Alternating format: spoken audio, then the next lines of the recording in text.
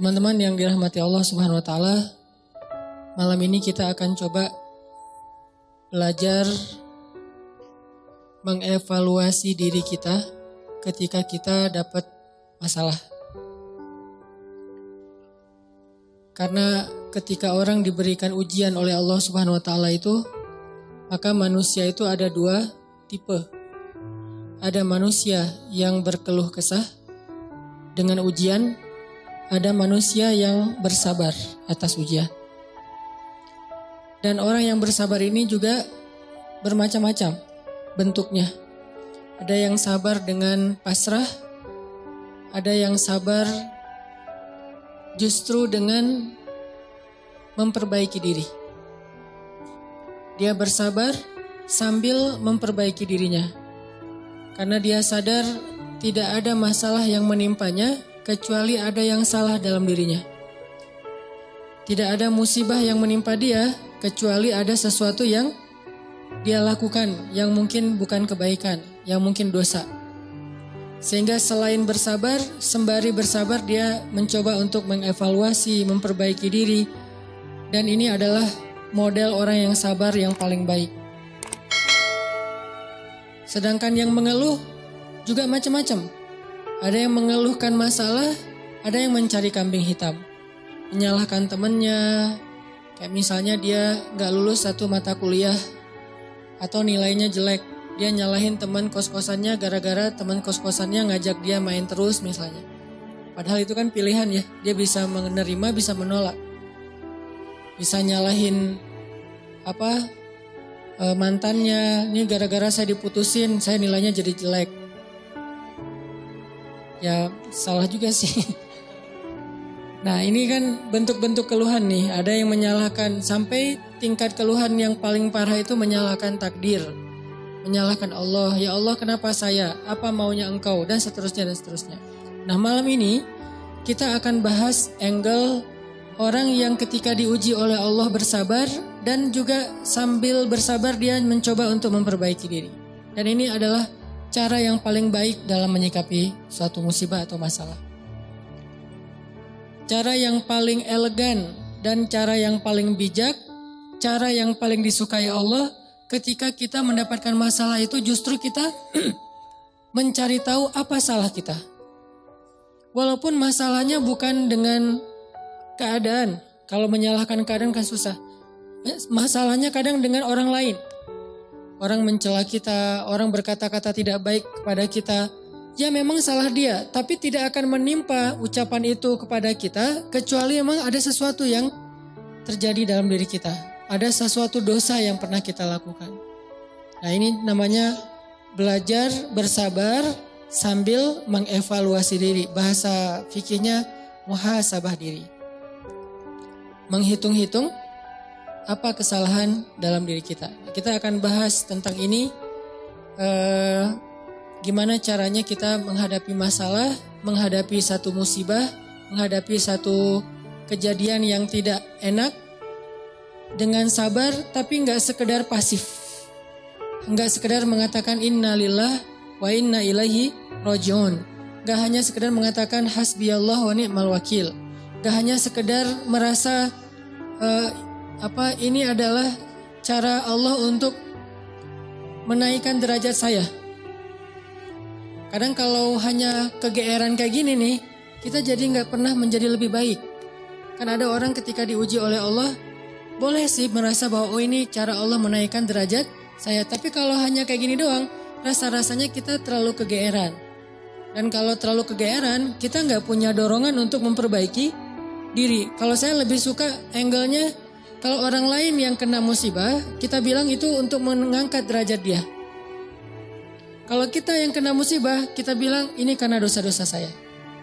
Angle kayak gitu tuh lebih enak, lebih produktif. Daripada dibalik, giliran kita yang kena musibah, kita bilang emang Allah tuh pengen ngangkat derajat saya, makanya dikasih musibah. Agak GR ya. Giliran orang lain kena musibah, lo sih banyak dosa. Nah ini nih, sering ada judgement kalau orang lain. Coba dibalik, judgementnya ke diri sendiri, ke orang lain tuh husnuzon. Ini lebih enak nih, makanya hadis-hadis penyebab terjadinya musibah itu kan banyak. Coba kita pilih beberapa hadis Satu kita berikan untuk menilai orang lain, yang lain kita ambil untuk menilai diri kita. Nah ini beda nih standarnya. Kayak tadi, kalau orang lain yang kena musibah, kita husnuzon, Allah lagi pengen dekat sama dia. Kita husnuzon, Allah pengen menggugurkan dosa-dosa dia. Kita husnuzon, Allah pengen mengangkat derajat dia. Kita husnuzon, emang orang yang paling dicintai Allah itu biasanya dikasih banyak ujian. Gitu husnuzonnya. Kalau orang lain yang kena masalah atau musibah. Jangan, tuh kan, saya bilang juga apa, tuh gara-gara dia dulu zalim sama saya, sekarang dibalas sama Allah. Jangan gitu. Jangan kegeeran bahwa itu kayak karma ya. Gara-gara dia pernah nyakitin kita, sekarang dibalas sama Allah. Belum tentu juga kayak gitu. Kegeeran kita tuh kadang-kadang bikin kita jadi gak pernah belajar. Merasa udah baik, walaupun dalam kondisi yang paling sulit juga merasa udah baik. Begitu dikasih musibah, wah Allah kangen sama saya nih. Harusnya ke orang lain kayak gitu tuh. Begitu dikasih musibah, wah Allah pengen menghapus dosa-dosa saya. Bagus, gak salah. Cuman kalau keseringan, ini namanya GR. Gak tahu proporsional gak kalau kayak gini terus. Harusnya jangan hanya ini. Diutuhkan juga dengan satu angle lain. Yaitu angle, oh saya ada salah. Oh saya ada dosa. Oh saya ada yang keliru. Makanya datang musibah itu tidak akan terjadi musibah kepada saya kecuali karena kesalahan saya sendiri. Kan hadis kutsinya kayak gitu. Hadis kutsi kalimat salah satu dari kalimat hadis kutsi yang panjang. Hadisnya tuh panjang banget, satu halaman. Salah satu kalimatnya tuh Allah bilang hadis kutsi itu kan Allah yang ngomong ya. Cuman captionnya dari Nabi. Gagasannya dari Allah, captionnya dari Nabi. Kalau Quran gagasan dan captionnya dari Allah. Kalau hadis gagasan dan captionnya itu dari Nabi. Nah Allah bilang, kalau kalian dapat masalah, kalau kalian dapat nikmat, janganlah kalian memuji kecuali aku. Kalau kalian mendapatkan musibah, janganlah kalian menyalahkan kecuali diri kalian sendiri. Jadi kalau kita dapat nikmat, jangan muji diri. Gue emang ya gini lah. Kita sering kalau ke diri itu yang enak-enak aja diambil. Kalau misalnya orang lain, itu mah kebetulan doang misalnya. Kalau giliran kita, ya ini memang saya memang kayak gini orangnya, bukan sombong ya gitu. Nah ini artinya kita terlalu sering kegeeran. Kalau kita dapat nikmat, yang dipuji adalah Allah. Makanya kalimat kalimat yang paling Allah suka itu Alhamdulillah. Itu kalimat yang paling Allah suka. Kita memuji Allah kalau kita dapat nikmat. Kita bilang, hadza min fadli rabbi. Ini anugerah dari Allah, ini hadiah dari Allah, ini kebaikan dari Allah, ini karena Allah ngasih dan seterusnya dan seterusnya. Jadi yang dipuji itu Allah. Wa amma bi ni'mati rabbika fahaddits, itu membicarakan nikmat Allah. Bukan membicarakan kehebatan diri kita. Tapi kalau diberikan musibah, jangan kita menyalahkan siapapun kecuali diri kita sendiri. Nah ini salah satu angle yang dibangun lewat hadis qudsi. Walaupun kadang bisa kita secara realistis melihat kesalahan orang lain. Untuk apa? Bukan untuk mengkambing hitamkan dia. Kalau emang dia salah, bukan untuk mengkambing hitamkan. Untuk apa? Untuk menghindar, untuk waspada, jangan sampai kita jadi korban dia lagi untuk kesekian kalinya. Kayak ada orang yang zalim. Gara-gara kezoliman dia akhirnya kita kena batunya nih. Ada orang yang dalam satu tim misalnya gak jujur. Akhirnya kita kehilangan satu proyek. Satu usaha kita tuh bangkrut gara-gara dia gak jujur. Memang dia yang salah. Salah satu yang salah itu adalah dia. Dan kita akui bahwa itu kesalahan dia. Tapi bukan untuk mengkambing hitamkan dia. Kalau gak karena kamu tuh gak ada masalah ini. Enggak, dia bukan satu-satunya, salah satunya. Karena kalau kita gak punya dosa, mungkin kesalahan dia hanya akan menimpa dia saja. Tapi karena kita juga punya dosa, akhirnya kesalahan dia juga menimpa kita. Tapi Ustadz, ada yang hadis mengatakan, kalau di dalam satu masyarakat ada orang yang berbuat dosa, nanti Allah akan timbakan musibah yang kena bukan cuma dia, sampai tetangganya juga kena. Itu kenapa bisa gitu? Dosa tetangganya apa? Dosa tetangganya membiarkan kemungkaran terjadi. Kesalahan masyarakatnya adalah membiarkan dosa itu tanpa ada orang yang mau memperbaikinya. Itu kesalahan masyarakat. Jadi pesan moral dalam hadis itu bukan orang yang gak salah terus kena juga. Bukan. Orang yang gak salah itu Kena gara-gara mereka membiarkan kemungkaran itu terjadi. Kalau ada usaha dakwah, Allah nggak akan menimpakan. Kalau ada nabi, kalau ada dai, kalau ada ulama yang berdakwah untuk mencegah kemungkaran di situ, maka Allah tidak akan menimpakan musibah itu kepada mereka. Kenapa? Masih ada dai. Sebagaimana Nabi Lut, ketika Nabi Lut masih berdakwah, Allah nggak akan hancurkan gunung di Sodom. Allah suruh dulu Lut keluar, baru dihancurkan. Kenapa? Karena masih ada yang berdakwah.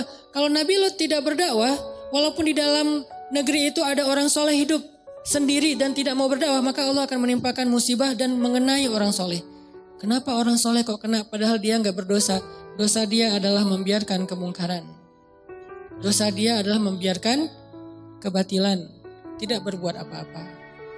Jadi kita bersyukur juga ada ulama-ulama yang bersuara untuk kemungkaran.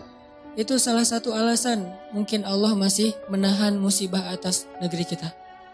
Kalau mereka tidak menyuarakan kebenaran dan mencegah kemungkaran, mungkin udah dari dulu kita udah kena musibah-musibah yang besar.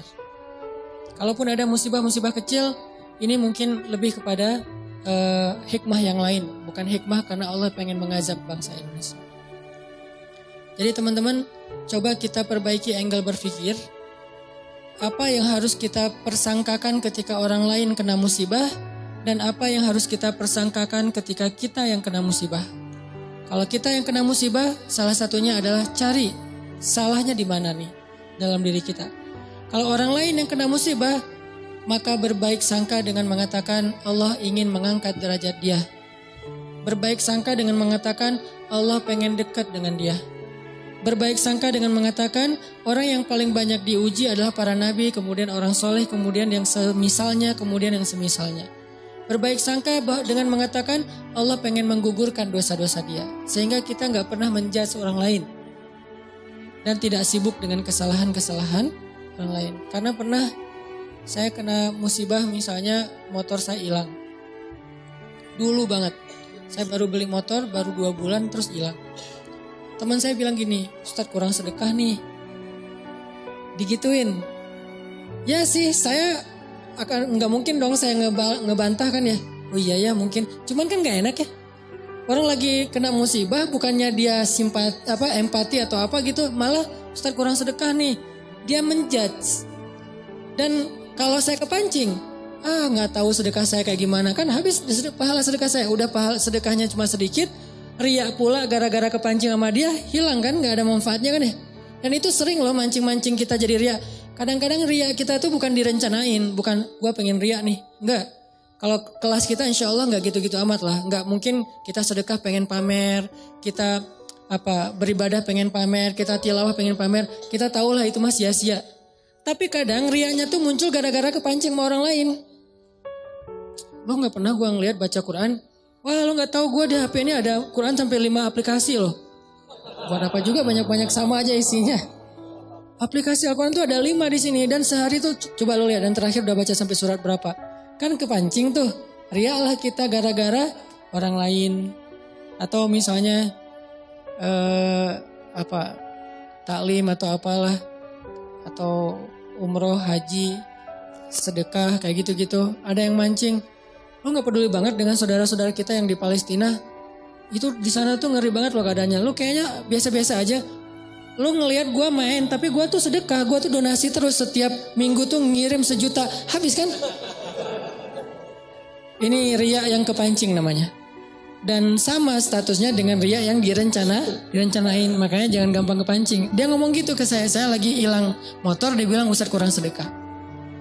Kemarin ketinggalan dompet. Ketinggalannya di rumah ternyata. Gak tahu kemana dompet, panik gitu kan. Soalnya SIM 2 di situ baru dibikin. Udah gitu kartu ATM gitu terus ada foto anak. Alhamdulillahnya gak ada duit.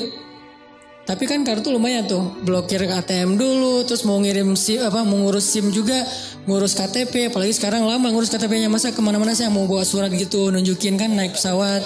Males banget kan ya. Gak keren kalau gak ada kartu teh. Mana-mana mau check-in pesawat tunjukin kertas.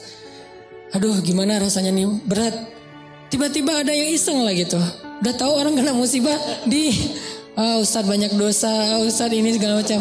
Iya sih emang banyak dosa, tapi gak usah diomong-omongin kan gitu ya. Jadi malah Karena kita juga udah muhasabah diri lah. Ketika kita dapat musibah, kita langsung introspeksi diri, nggak perlu digitu-gituin. Kadang kita ke orang lain tuh gitu, teman-teman. Dia mungkin udah sadar, atau nggak usah orang lain, keluarga sendiri, pasangan kayak gitu juga. Oh, kayaknya kamu tadi gara-gara kamu tadi ngomongin dia, makanya jangan digituin. Udah aja bab ngomongin orang lain, itu bab yang berbeda. Jangan dikait-kaitkan sehingga kita menjudge orang lain kena musibah gara-gara dosa yang baru saja dia lakukan. Ini kurang bijak. Yang bisa mengatakan ini hanya orang-orang tertentu seperti para nabi, terus ulama-ulama dengan level tertentu. Kalau kita dengan teman, jangan ngambil peran sebagai ulama. Beda. Kalau kita sebagai teman, ngambil peran ya cuma teman doang. Empati, peduli, bantuin. Kalau ulama kapasitasnya emang menasehati. Ulama itu kapasitasnya emang mengeluarkan fatwa. Bahkan menjudge, itu hak ulama menjudge. Karena ulama itu sama kayak hakim. Tugas hakim itu adalah menghakim. Menyampaikan hukum halal haram, hak batil dan seterusnya. Tapi kita kalau ke teman beda sama ulama. Kalau ulama kayak gitu maklumi, emang tugas ulama kayak gitu. Kalau kita mengambil peran ulama ini gak bisa dimaklumi. Ini agak blunder. Agak offset nih kalau menurut saya. Jadi kalau teman-teman ngedengar ada ustadz-ustadz yang di sosial media berfatwa, itu emang tugas mereka. Jangan dijudge juga, nih ustadz ini kurang bijak. Emang gitu. Kalau kita yang kayak gitu, yang namanya kurang bijak. Kalau ulama kayak gitu, bijak tuh. Karena kalau ulama diam, lalu di mana amar ma'ruf nahi munkar? Kalau ulama diam, lalu di mana dakwah? Kalau gitu saya juga harus enggak. Kalau kita enggak boleh ngomong, mending diam. Karena ketika kita ngomong, kemungkinan salahnya lebih besar daripada benar. Terus gimana? Ya udah bantuin orang yang kena musibah. Jangan dijudge, jangan dihakimin, jangan difatwain.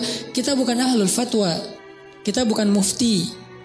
Kita hanya orang biasa. Kalau mau sekedar watawasau bil haq Ustaz. Ya, watawasau bis sabr juga kan. Kita nasihatnya itu menguatkan kesabaran dia, bukan nasihatnya membuat dia makin jatuh. Lo sih, nah ini bikin jatuh nih.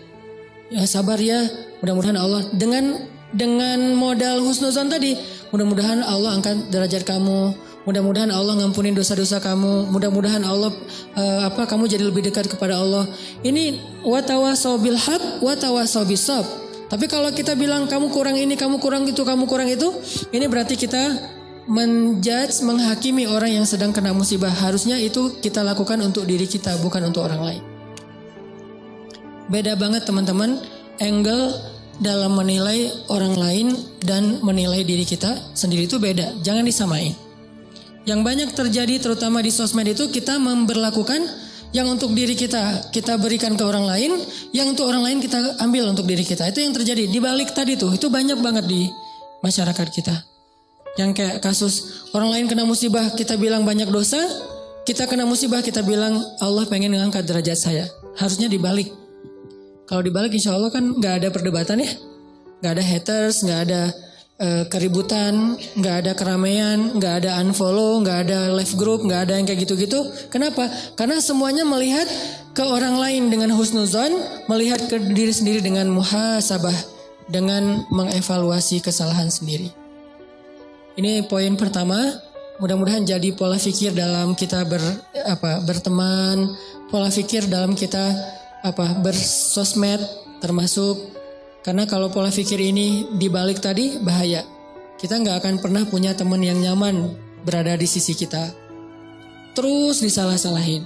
Apalagi nanti kalau udah punya pasangan, nggak akan betah dia kalau terus-terusan disalah-salahin walaupun salah. Kadang dia salah tapi nggak usah disalah-salahin. Cukup dibantu, nanti dalam momen-momen yang lebih normal, lebih enak baru dikasih tahu. Tapi kalau misalnya dia lagi ada masalah, disebutin lagi kesalahannya, secara manusiawi dia pasti akan ilfil. Alih-alih dia nerima nasihat kita malah menjauh, malah jadi masalah baru. Ini angle berpikir. Terus yang kedua, kita coba lihat bagaimana cara para ulama menyikapi atau merespon masalah. Gimana orang soleh dulu ngerespon satu musibah. Orang soleh dulu, kalau mereka dapat musibah, mereka selalu memeriksa pertama hubungan mereka dengan Allah. Itu yang pertama diperiksa. Karena nggak mungkin ada musibah kecuali karena ada masalah antara kita dengan Allah. Kalau hubungan kita dengan Allah itu hidup kita tuh bakalan mudah banget teman-teman. Tapi begitu ada kerenggangan antara kita dengan Allah, ada gap antara kita dengan Allah, ada kayak kerusakan hubungan kita dengan Allah, pasti jadinya tuh musibah, pasti jadinya tuh masalah. Saya teringat kisah di zaman Umar bin Abdul Aziz. Tahu Umar bin Abdul Aziz? Umar bin Abdul Aziz itu pemimpin yang dikenal dengan julukan Khulafaur Rasyidin yang kelima. Jadi ada 6 Khulafaur Rasyidin. 4 terkenal ya, Abu Bakar, Umar, Utsman, Ali. Yang kelimanya tuh Umar bin Abdul Aziz dan yang keenamnya itu Nuruddin Zinki, gurunya Salahuddin Al-Ayyubi. Jadi ada 6 Khulafaur Rasyidin, khalifah yang dikenal dengan khalifah paling adil sepanjang sejarah. Padahal banyak khalifah-khalifah yang keren loh dalam Islam. Ada Harun Ar-Rasyid, ada Khalifah Al-Ma'mun, ada Khalifah Muhammad Al-Fatih, ada Salahuddin Al-Ayyubi, ada Saifuddin Qutuz. Ada banyak nama-nama besar dalam sejarah Islam. Tapi mereka nggak dapat gelar Khulafaur Rasyidin. Berarti orang yang dapat gelar Khulafaur Rasyidin ini kan ideal banget ya, keren banget nih. Walaupun kita belum tahu cerita detailnya. Salah satu di antara 6 Khulafaur Rasyidin, ada yang kelima namanya Umar bin Abdul Aziz. Kalau nggak salah cucu apa cicitnya Umar bin Khattab. Nah, di masa Umar bin Abdul Aziz ada seorang gembala, ada seorang yang punya banyak ternak datang kepada Umar bin Abdul Aziz bilang gini, "Ya Amirul Mukminin, kenapa ya sejak Anda naik jadi khalifah ada kejadian aneh di tempat gembala-gembala ternak kami?" Umar nanya, "Kejadian aneh apa?" "Ya kejadiannya aneh, soalnya dulu tuh yang namanya serigala sama domba itu pasti kan musuhan ya. Serigala tuh kan selalu meneror ya, menikung. Serigala itu selalu berburu domba. Jadi domba itu makanan serigala tuh. Tapi sejak Umar bin Abdul Aziz jadi khalifah, sekarang serigala itu adalah penggembalanya domba, ngawal domba. Jadi serigala yang ada di gunung turun untuk mengawal domba. Gimana ngawalnya? Kan saya pernah posting tuh yang di New Zealand. Gimana seekor anjing dilatih untuk menggembalai domba. Domba dibawa ke padang rumput, nanti sore dibawa pulang lagi ke kandangnya. Bukan lagi tugas penggembala, dilakukan oleh para serigala. Bayangin, pemangsa yang selama ini selalu memangsa serigala secara diam-diam, sekarang malah mengawal serigala ke tempat padang rumput dan sore hari mengawal mengawal domba pulang lagi ke kandangnya. Apa yang terjadi ya Amirul Mukminin? Serigala sekarang malah menggembalai domba. Apa kata Umar bin Abdul Aziz? Kami adalah kaum yang selalu memperbaiki hubungan dengan Allah, maka Allah memperbaiki hubungan antara kita dengan makhluk. Kami adalah kaum yang memperbaiki hubungan dengan Allah, maka Allah pun memperbaiki hubungan antara domba dengan serigala. Bayangin, musuh bebuyutan bisa baik hubungannya oleh Allah Subhanahu wa taala. Ala kulli syai'in qadir. Apalagi cuma calon mertua yang pernah nolak kita, biasa banget itu, gampang. Ini serigala loh, yang makan domba, bisa jadi pengawal domba. Apalagi cuma nolak, nggak dimakan kan? Nggak diapa-apain, nggak sampai disakitin, nggak sampai dirampas, nggak sampai dibegal. Kecuali calon mertuanya begal. Nggak diapa-apain. Nah apalagi yang masalah-masalah sepele dengan pasangan, dengan teman, dengan apa, masalah rezeki. Jadi kalau kita punya masalah, kayak kita lagi punya bisnis sama teman-teman nih berlima. Udah modalnya cukup, konsep bisnisnya udah mateng, marketingnya udah ahlinya, produknya udah ada. Kenapa masih rugi aja? Udah berjalan sekian tahun, rugi sampai hampir bangkrut. Jangan hanya cari tahu kesalahan teknis. Oh kayaknya nih konsep marketing kita masih kurang bagus nih, sales kita kurang jago nih, atau branding kita kurang bagus nih dan seterusnya. Bukan hanya itu yang perlu kita evaluasi. Yang nomor 1, evaluasi dulu hubungan kita dengan Allah SWT. Setiap kali kita punya masalah, pertama yang harus kita tanya, jangan-jangan saya nih ada masalah sama Allah. Dan itu yang selalu saya lakukan. Kalau saya punya masalah, saya langsung tanya, nih kayaknya ada yang gak bener nih saya sama Allah. Mungkin sholatnya kurang khusyuk, mungkin beberapa kali jadi gak sholat di masjid karena sibuk atau karena ketiduran, karena apa. Oh kayaknya kebiasaan saya malam misalnya bangun, enggak saya, orang lain malam misalnya dia tahajud, terus tiba-tiba beberapa malam ini dia gak tahajud, akhirnya Allah kasih musibah mancing biar dia tahajud lagi. Kebiasaan dia tilawah 1 juz, tiba-tiba beberapa hari ini cuma beberapa lembar, Allah kasih masalah. Pokoknya kalau kita dapat masalah, yang pertama harus kita evaluasi hubungan kita dengan Allah.